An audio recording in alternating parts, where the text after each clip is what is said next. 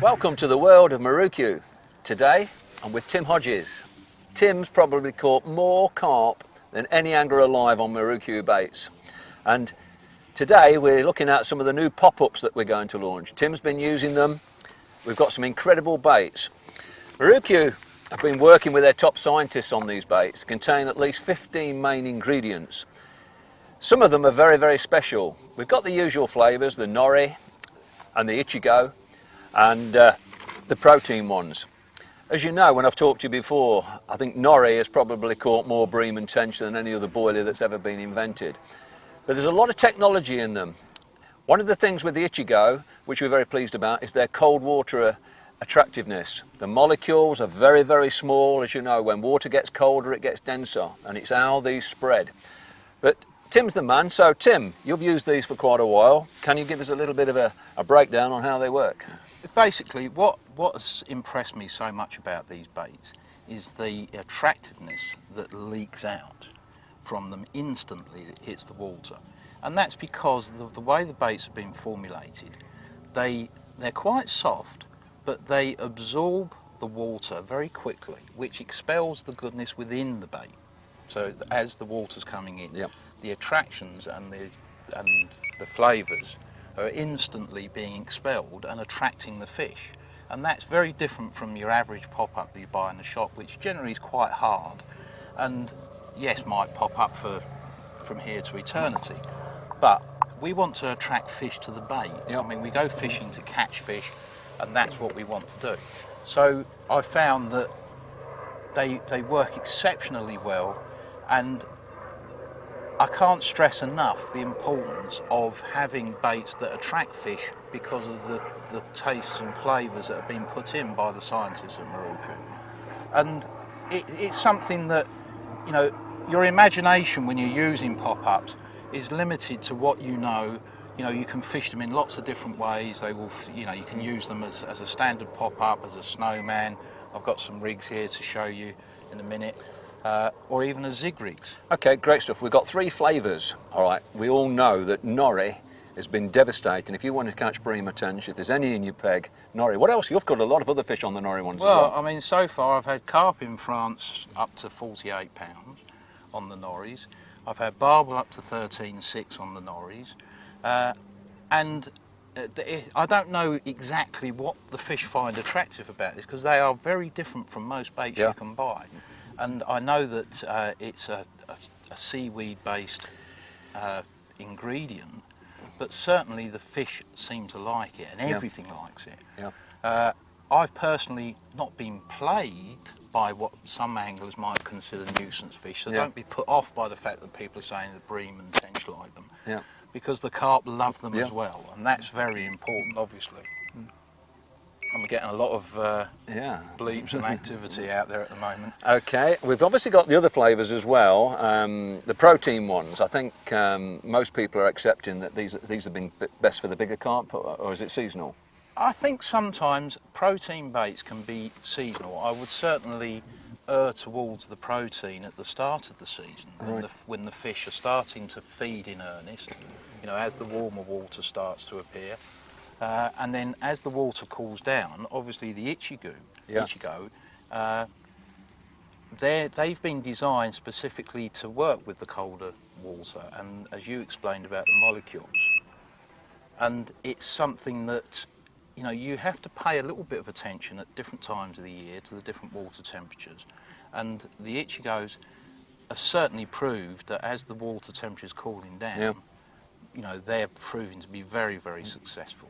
So you just have to look at, you know, the time of year, what you think, how the fish are going to be feeding, and tailor what bait you're using to suit the time of year and the water conditions. Oh, that's great. Just moving on, I know you've also caught an enormous amount of fish using our softy paste, and I think this is one that you've been wrapping around the boilies.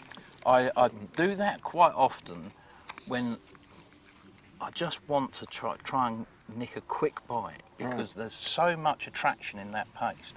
And if you look at the way they're made, as you can see, they're little round balls of paste, which you can just hook, which are ideal for stalking. Yeah. Because it's a paste and you haven't got a sealed outer skin, they're leaking flavour straight Yep. away, instantly. So great stalking bait when you're float fishing in the margin. But what's nice is you can take 2 or 3 of these, squish them together and form a paste, Yep. which you can mould round your hook bait, again, to get that instant attraction. We've been using this for devastating effect. How have you been using that? I use it in a mixture of ways, and obviously I like fishing the method, and I find that very successful for catching carp, and I can't recommend it more highly to anyone. Fish the method and you will catch carp. But by adding a splash of this into your ground bait mix, you know, it just really brings the fish to it, because again, it's one of those things that the fish obviously love, and I don't understand all the science behind it. I just know that when I put that in my ground bait, they love it. You know, so Well, the good thing, the scientists did tell me, very, very clever. It's how they process it. This is silkworm chrysalis. They call it Sinagi. 14 key amino acids, but what they've figured out is 2 triggers which they've been able to enhance. And okay, we've got Sinagi and crayfish. When would you use either? Well, I actually fish quite a few waters that have got a lot of crayfish Yeah. in. So there's an obvious, we all believe that the carp and other fish eat crayfish.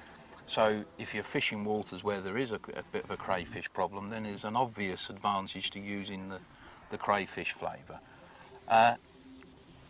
But when I've been using it, I've found both to be very successful. But again, now that the time of year, we're getting to that time of year when the water's cooling down, where you want lots of attraction and not necessarily so much food in your ground bait. And again, in PVA sticks, if you're going to make a PVA stick mix, by using a bit of the ground bait and adding the various liquids just to dampen it down, it creates a very good stick mix, because these are PVA friendly. Brilliant. Amazing stuff, this. I could eat this. I keep thinking it's soup. I know you use gallons of it. How are you using that? Well, again, I always put a large splash in my ground bait mix. I've personally tested this in my fish tank at home with my fish, and just put a drop in the tank and the fish go ballistic. And they're charging around. They can't find much to eat, but they're thinking they know it it's must there. be food. So again, if you use a little bit of common sense, add it to your stick mixes, soak your boilies in it, whatever hook. Oh, we've been interrupted, Tim. That's it. Yep.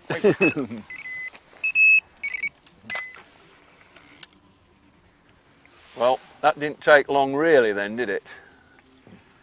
Again, Well, I think it goes to what we were saying there. It's the speed of these attractions that are coming out. I mean, you must have caught thousands of fish now on these Marukyu baits, not hundreds, thousands. And it's about attraction. Yeah. What we've got to realise, Roy, is that when you're casting out, you want fish to be drawn into your hook bait.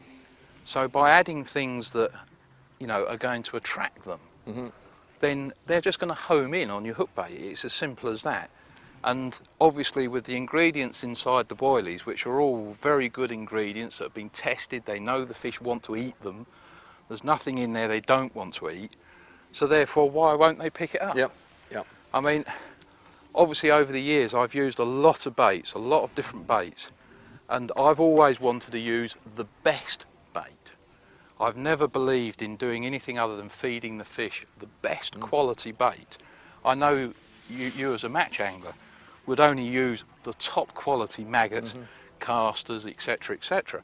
And as a carp angler, I'm no different. I want to use the best quality bait I can get my hands on. And in this case, I honestly believe it is Marukyu. Oops, I've got to join you. Well, that didn't take long either, did it? It's all going mad now.